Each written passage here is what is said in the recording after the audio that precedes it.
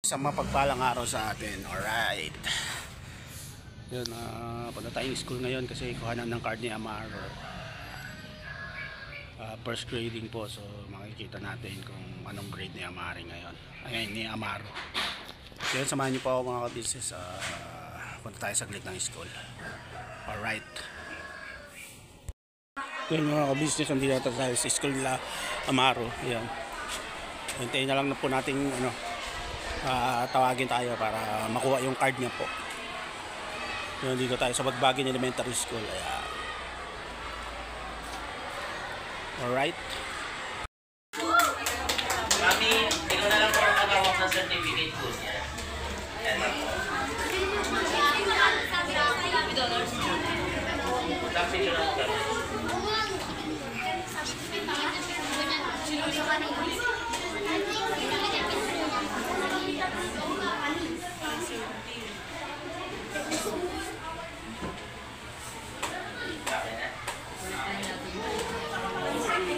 Next po. Mayroon dosiyado po yung tapan ko natin. Next po, si Sarah Buhan po. Kami yung ating top 2.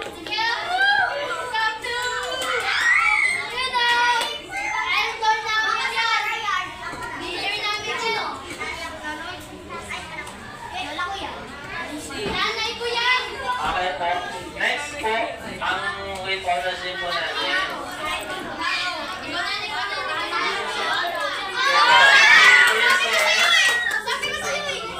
Si Mrs. Luis Maru, Ilas po. Asan po yung ano? Ay, balik ba? Ayan po.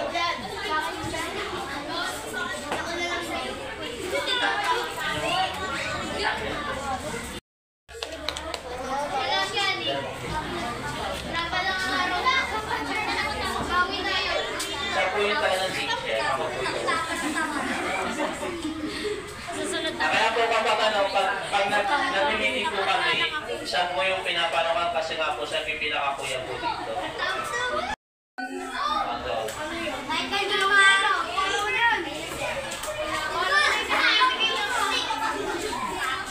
Next po, De Gracia, Nilas po at Dungka. Kung sa AP Quiz po, si Amaro po ang nakakuha ng first place. Ayun po. Kahit na malilikot po yung mga bata, nakakakuha naman po sila ng mga achievement po sa mga ano. Kaya po ano po, meron po ano, nitong September po, meron po tayo. Po, first place si Amaro sa Quiz BAP. Congrats, Maro.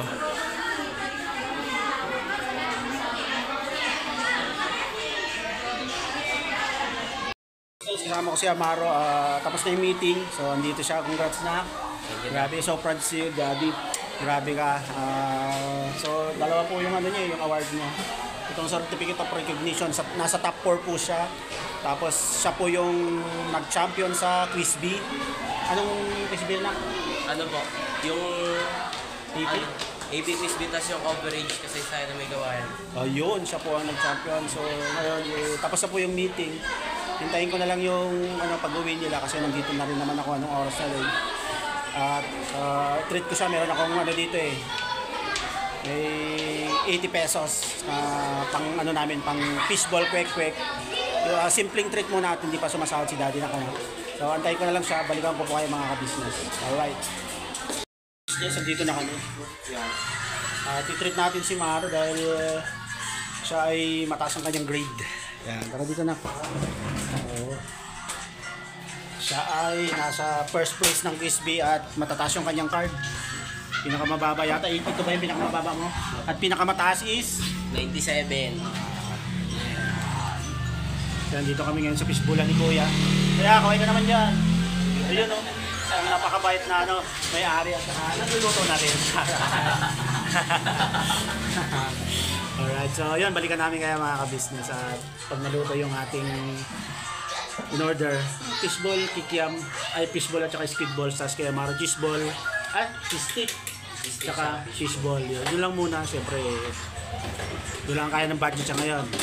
Pag nakasahod na si Daddy, matik. kakain tayo sa Jollibee sa McDo. Yeah. Alright. Balikan namin ito. Yung mga ka-business, sobrang proud lang ako talaga kay Amaro. Talagang bumabawi siya, grabe. At lalaban pa kayo sa Science Fair. Yun, Science Fair. Quiz din yun. Sa ibang lugar naman. Dito pa rin, pero pag nanalo kami doon sa ibang school na kami. Alright, yun. Yun mga ka-business, no. Galingan mo lalo na ka, mas pagbutihin mo pa. Tsaka yun sa mga PT mo, meron kasi siya doon na parang late siya nakapagpasa ng PT. Pero sa overall kasi noon may nakita ako na sa overall grade. Bali 4 yung pinagkukuha na ng overall grade niya. Lumabas yun yung 82. Kung yung dalawa sana napasahan niya agad. Mas mataas pa sa 82 yun. Pero babawi sa susunod yan. Alam natin babawi yan si Amaro.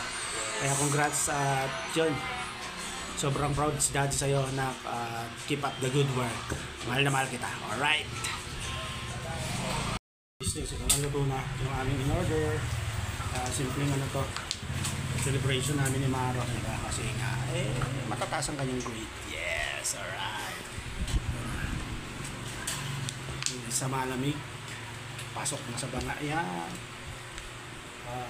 Squid ball, fish ball. Alright. Kung sa'yo na kami Fishball at saka cheese stick. Alright. So, tara, kain po tayo mga namahal namin ka-business. Merienda. Alright.